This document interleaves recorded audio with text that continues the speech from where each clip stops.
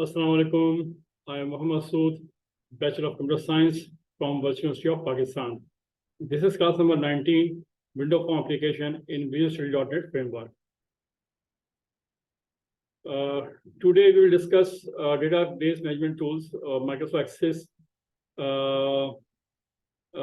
Last class के अंदर हम क्लास नंबर 18 के अंदर हम जो है माइक्रोसॉफ्ट एक्सेस की कनेक्टिविटी हमने करके देखी थी और उसके अंदर हमने एक नया रिकॉर्ड इंसर्ट करके देखा था कि किस तरह से हम डेटाबेस में रिकॉर्ड को सेव कर सकते हैं, इंसर्ट कर सकते हैं किसी भी नए रिकॉर्ड को।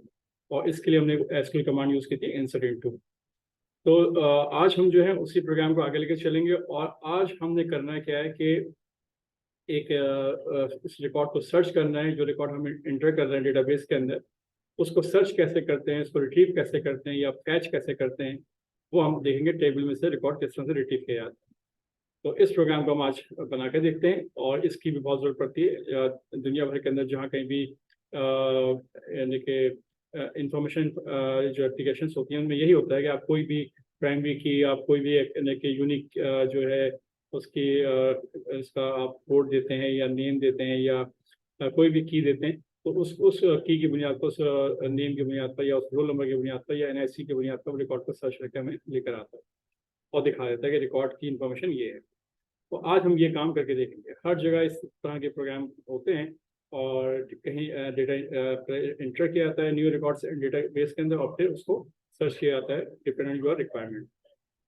तो आज हम रिकॉर्ड को सर्च करके देखेंगे। तो चलें चलते हैं। सबसे पहले आ जाइए अपने विजुअल स्टूडियो.NET फ्रेमवर्क में आ जाइए और लास्ट टाइम हमने जो प्रोजेक्ट बनाया था उसको ओपन कर लीजिए। याद रखिएगा ये क्लास एक कंटिन्यूसली क्लास है, बाकायदा को समझने के लिए आपको लेक्चर नंबर 16, 17, 18 से आप स्टार्ट करेंगे तो ये पूरा एक पैकेज बनेगा जिसके अंदर आप तमाम चीज़ों को समझ सकते हैं। ओपन कीजिए आप प्रोजेक्ट को और उसके अंदर नाम दिया था एक्सेस डेटाबेस कनेक्शन 3। इसको एंटर कीजिए और इस यहीं पर ही आपको पता है कि हमने डेटाबेस जो है माइक्रोसॉफ्ट एक्सेस की सेव की थी, उसका नाम रखा था हमने माई स्कूल। ठीक है, इसको यहाँ से ओपन कर लीजिए। ये प्रोजेक्ट आपके सामने आ गया और इसको देख लीजिए एक दफ़ा।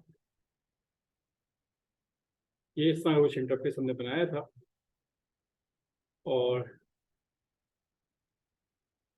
इसके अंदर 3 चीज़ें हमने ली थी, रोल नंबर, स्टूडेंट नेम और फादर नेम। ठीक है, तो इस प्रोग्राम को एक दफ़ा हम एग्जीक्यूट करके चला के देख लेते हैं। और इसको समझने के लिए यहाँ देख लीजिए, सर्वर एक्सप्लोर में जाइएगा तो यहाँ पर डेटाबेस आपके पास स्टोर होगी ABC स्कूल के नाम से। इसको चाहें तो आप रिफ्रेश कर लें।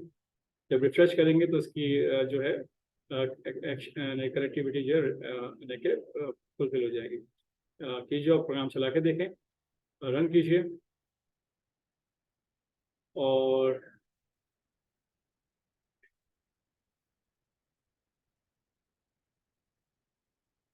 ठीक है। अब रोल नंबर ले लीजिए आप। यहाँ पे रोल नंबर लिया, फॉर एग्जांपल आपने 20 ले लीजिए ताकि आपको याद है। नाम दे दीजिए आप मोहम्मद अली। ठीक है, और उसके बाद फादर नेम दे दीजिए आप उस्मान अली। आप सेव कीजिए।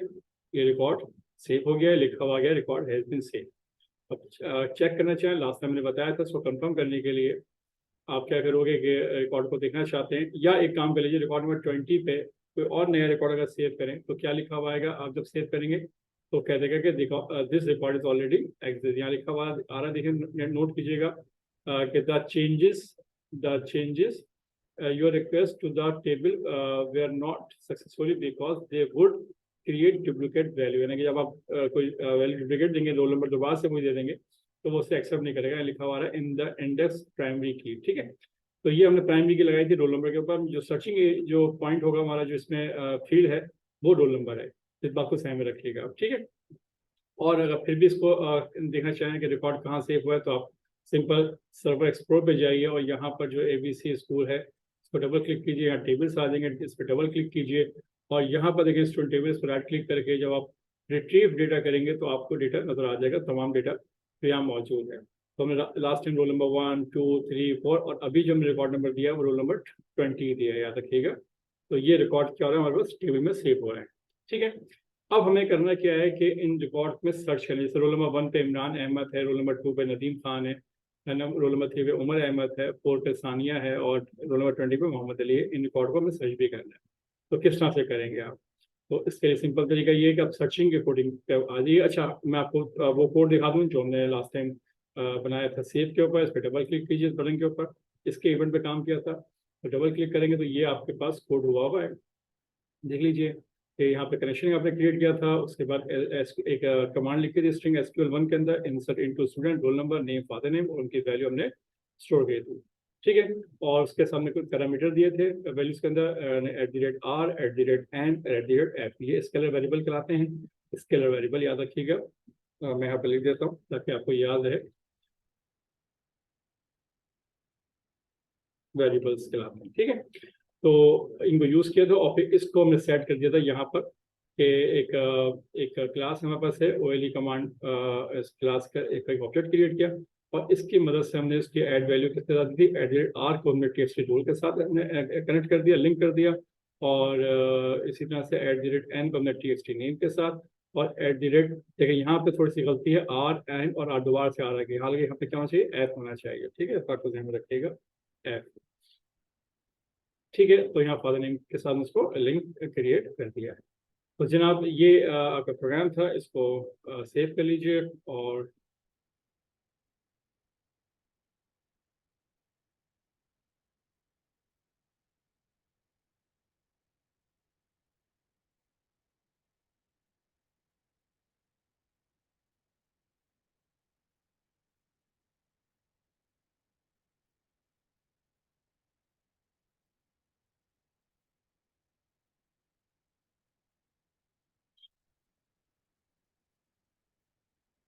ठीक है, तो अब ये हो गया। अब हमने करना क्या है कि आज हमने इस प्रोग्राम को मज़ीद आगे से लेके चलना है, करेक्टिव उसके सर्च करना है रिकॉर्ड को। तो सर्च कैसे करेंगे इसको देख लीजिए आप। तो सर्च करने के लिए देखें, ये जो कमांड आपकी है OLE DB कनेक्शन, ये आपने लाजमी हर लेके, चाहे वो रिकॉर्ड सर्च कर रहे हो, डिलीट कर रहे हो, अपडेट कर रहे हो, इंसर्ट कर रहे हो नया रिकॉर्ड, ये कमांड आपकी लाजमी इंसर्ट होगी। तो मैं इसको या तो कॉपी कर लेता हूँ या मैं आपको एक दफ़ा समझा देता हूँ कि ये कनेक्शन मैंने कैसे क्रिएट किया था। इसको क्रिएट करने का तरीका कार ये होता है कि आप सिंपल यहाँ जाइए, सर्वर पे जाइए, इस पे ABC स्कूल पे क्लिक कीजिएगा और यहाँ प्रॉपर्टी में जब जाएंगे तो यहाँ पर देखें ये प्रोवाइडर पूरा इसका बोली कनेक्शन स्ट्रिंग लिखा हुआ है। इसको मैं कॉपी करूँगा और कॉपी करने के बाद अब मैं क्या करूँगा, क्योंकि कोडिंग करनी है मुझे सर्च के ऊपर, तो सर्च बटन के ऊपर कोडिंग करनी है। तो उस पर डबल क्लिक कीजिए और डबल क्लिक करने के बाद अब आप कहाँ पे आ चुके हैं, आप बटन सर्च क्लिक के ऊपर आ चुके हैं। तो यहाँ पर आप क्या करेंगे, आप लिखेंगे OLE DB कनेक्शन और CON equal to new OLE DB connection, और इसके अंदर आपने क्या करना है, उस जो आपने कनेक्शन स्ट्रिंग को कॉपी किया है यहाँ पर पेस्ट कर लीजिए, सिंपल। अच्छा, इसके अंदर एक छोटा सा मसला आएगा कि जहाँ स्लैश इस्तेमाल करते हैं तो C लैंग्वेज में, C# के अंदर जो सिंपल एक बैक स्लैश है, इसका मतलब जो है एस्केप सीक्वेंस के तौर पर इस्तेमाल किया जाता है, स्पेशल कैरेक्टर होता है। इस चीज़ को अगर आपने इग्नोर करना है तो यहाँ पर आप डबल क्वेश्चन से पहले आप @ का सिंबल लगा देंगे, तो इससे वो ये जो एस्केप सीक्वेंस का जो कॉन्सेप्ट है वो वहाँ से इसको भी इग्नोर कर देगा। ठीक है, तो ये काम आपने कर दिया। इसके बाद अब आपने करना है क्या है, यहाँ पे आप लिखेंगे कनेक्शन ओपन। अच्छा, कनेक्शन ओपन से पहले आप एक काम और कर लीजिए, रिकॉर्ड आपने रिट्रीव करना है, बल्कि सिंपल कनेक्शन डॉट ओपन कर लीजिए पहले। कनेक्शन ओपन हो गया। अब यहाँ पे आप ले लीजिए कमांड OLE DB कमांड। ठीक है,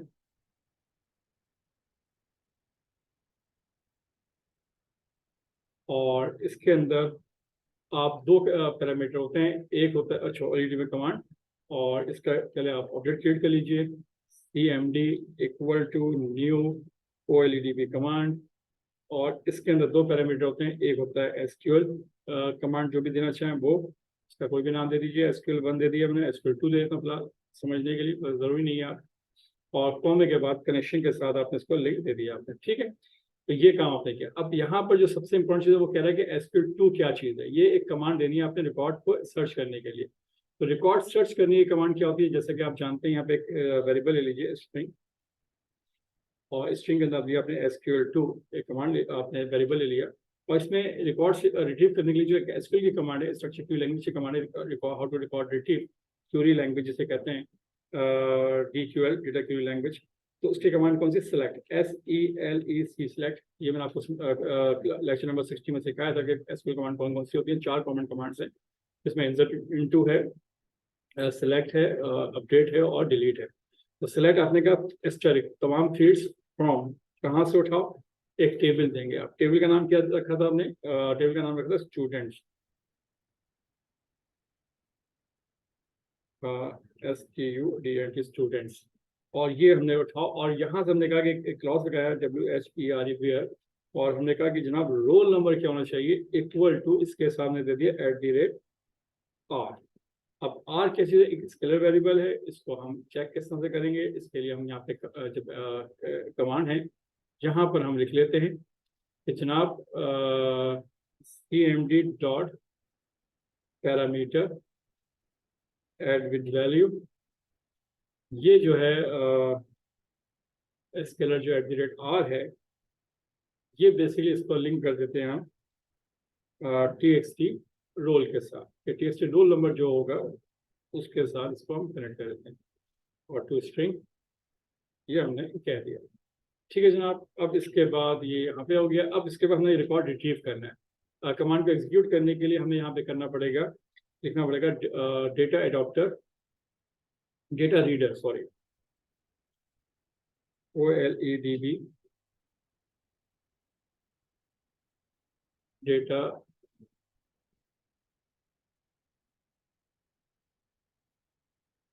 रीडर, और इसके अंदर हमने दे दिया DRAW equal to CMD dot execute Curie.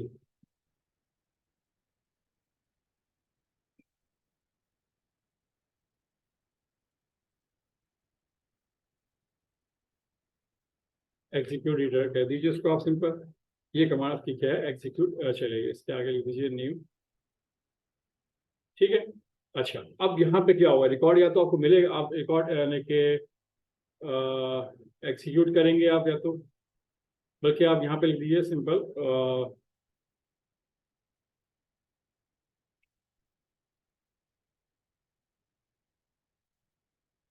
Data reader, और इसके अंदर दे देंगे हम DRAW डॉट एग्जीक्यूट।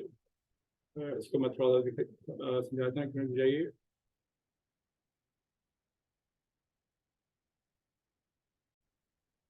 तो यहाँ पर जो है आप देखिए DRAW और CMD dot execute reader.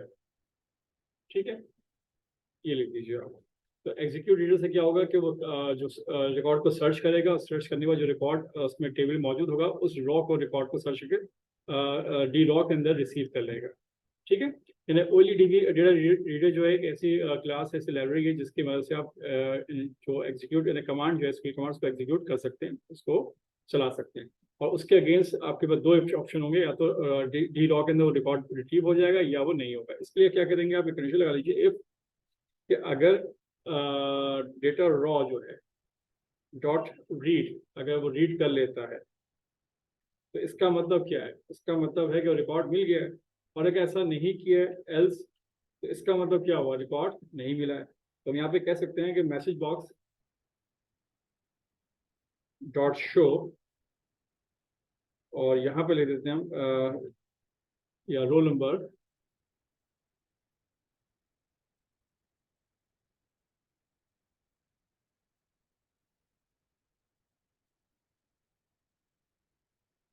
Not present. ठीक है, ये हमने मैसेज लिख दिया हमने, इतना वो रिकॉर्ड मौजूद नहीं है। अगर वो नहीं होगा, और अगर होगा तो क्या करना चाहिए, अगर रिकॉर्ड मिल जाता है, रीड कर लेता है, तो उस रिकॉर्ड को डिस्प्ले करना है। डिस्प्ले करने के लिए क्या करेंगे आप, डिस्प्ले करने के लिए आपने करना क्या है कि सिंपल यहाँ पे लिख देंगे TXT जो नेम है, उसके टेक्स्ट प्रॉपर्टी के अंदर आप इक्वल टू असाइन कर देंगे डी रॉ, और डी रॉ के कौन सा कॉलम, उस रॉ का कौन सा कॉलम, उसका आपने कहा नेम जो कॉलम है उस कॉलम से डेटा उठाओ और टू स्ट्रिंग उसको आप यहाँ पर उसके साथ कनेक्ट कर दीजिए।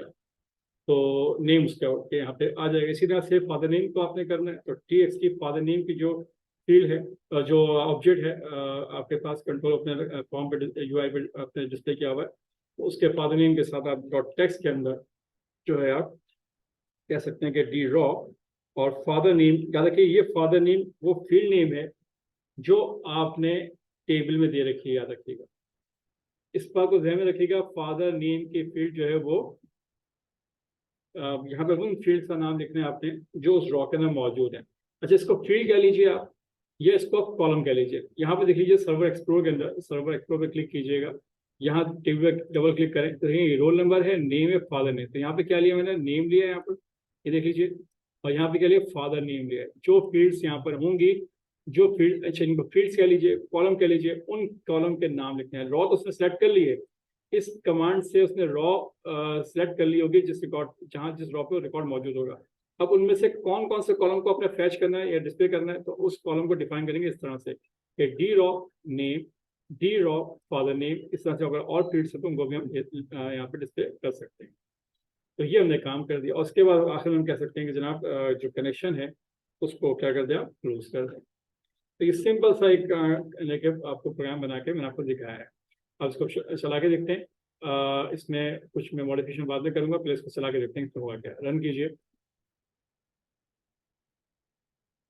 अब आपको याद है कि रोल नंबर जो हमारे पास थे 1 2 3 था, और आखिर मैंने रोल नंबर 20 दिया था। अगर मैं रोल नंबर 20 को सर्च करूँ, यहाँ पर 20 लिखिए और सर्च कीजिए तो 20 रिकॉर्ड आना चाहिए। सर्च कीजिए तो देखिए रिकॉर्ड नंबर आपके सामने सर्च होके आ गया। अगर रिकॉर्ड नंबर मैं 1 दूंगा, सर्च कीजिए तो रिकॉर्ड नंबर 1 भी आपके सामने आ रहा है।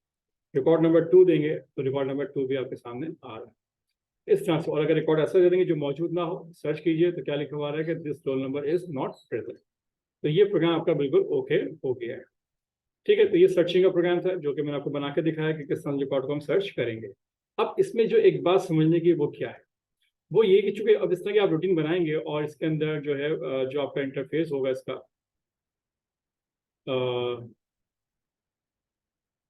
तो इसके अंदर तो आप सर्च के अलावा आप अपडेट भी बनाएंगे, आप इसके साथ साथ आप जो है अपडेट के साथ साथ डिलीट भी करेंगे आप। तो फिर उसके बाद क्या होगा, उसके लिए क्या करेंगे आप, तो उसके लिए भी आपने कमांडें लिखनी है आप इसी तरह से। ये एक और ले लेता हूँ बटन में,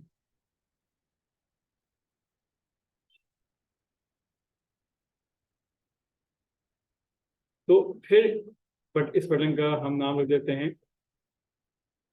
टेक्स्ट अपडेट,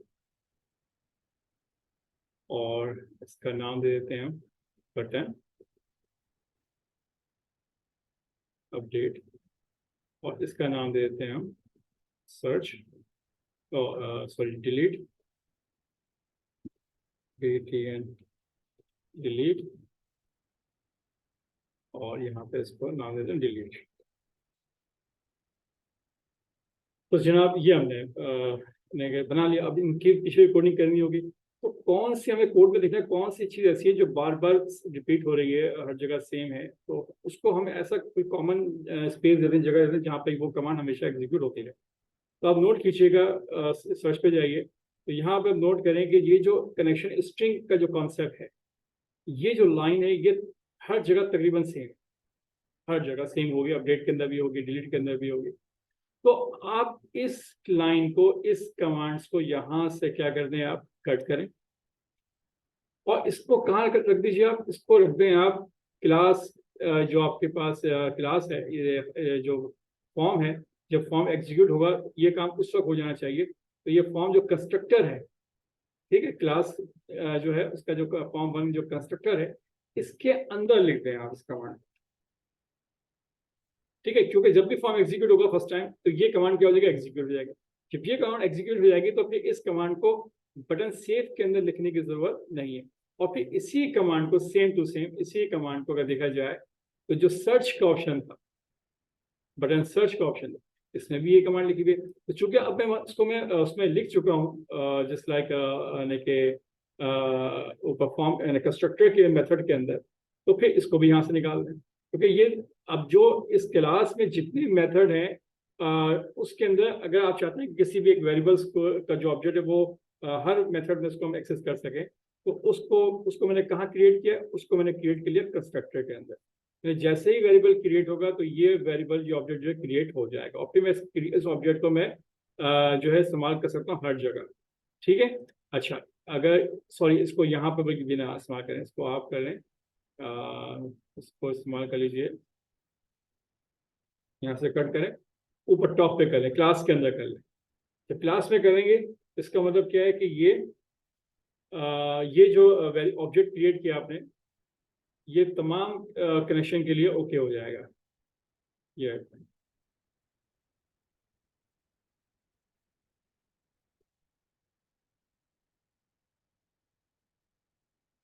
बल्कि इसको देखेंगे कि यहाँ पर भी सुटेबल हो सकता है। वैसे अभी यहाँ पे एरर दे रहा है, यहाँ से मैं निकाल के मैं इधर लगाने की कोशिश करता हूँ, देखते हैं उसके अंदर कंस्ट्रक्टर के अंदर।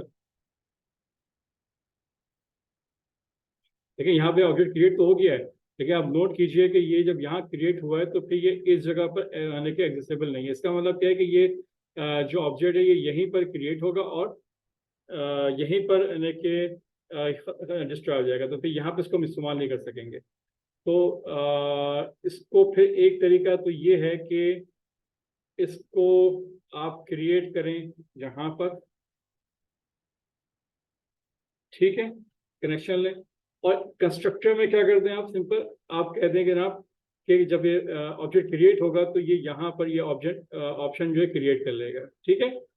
अच्छा, जब ये यहाँ पे हो जाएगा तो फिर ये इस हिसाब से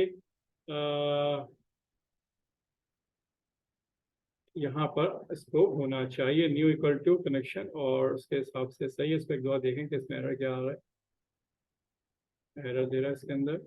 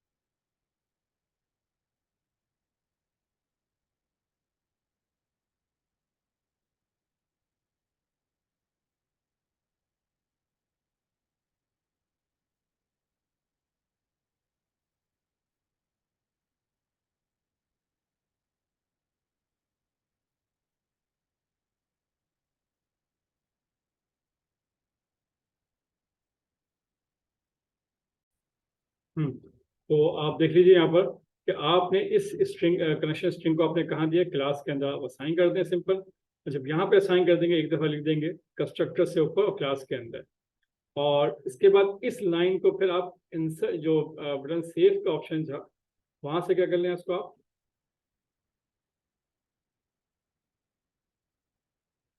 यानी कि जो बटन सेव है इसके अंदर से आपको इसको रिमूव कर दें।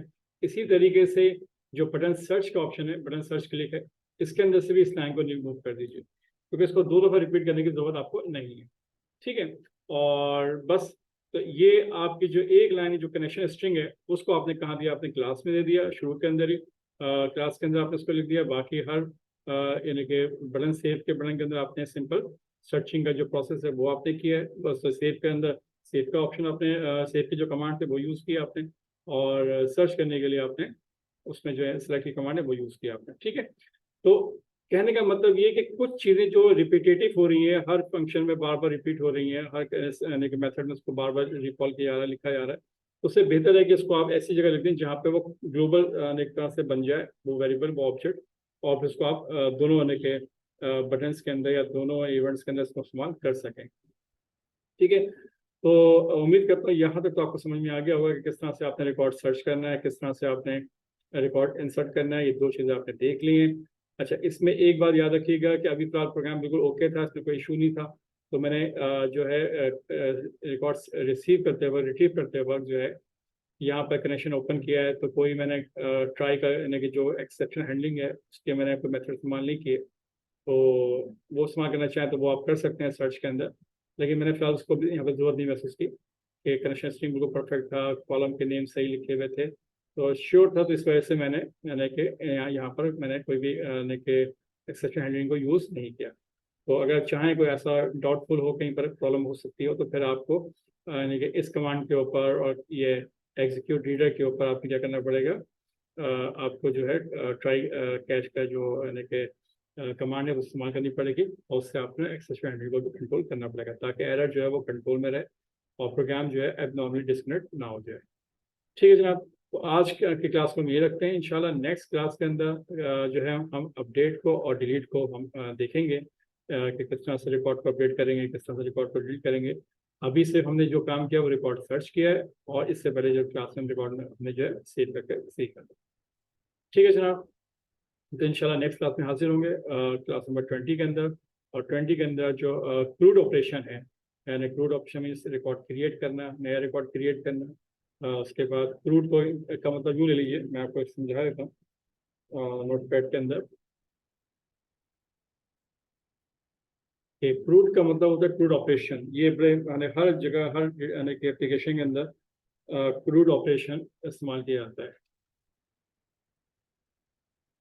यानी क्रूड ऑपरेशन मीन्स वन है आपके पास क्रिएट करना,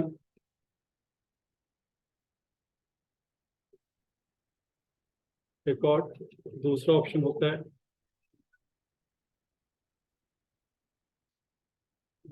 जनाब रीड करना। आर का मतलब रीड है,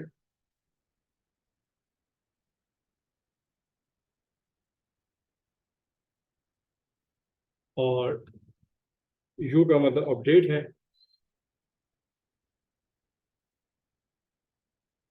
और डी का मतलब डिलीट है। तो ये चार ऑपरेशन होते हैं। और क्रिएट के लिए आप इंसर्ट इनटू कमांड यूज करते हैं, रीड करने के लिए सेट कमांड यूज करते हैं, और अपडेट के लिए अपडेट, और डिलीट के लिए डिलीट कमांड यूज करेंगे इसके कमांड।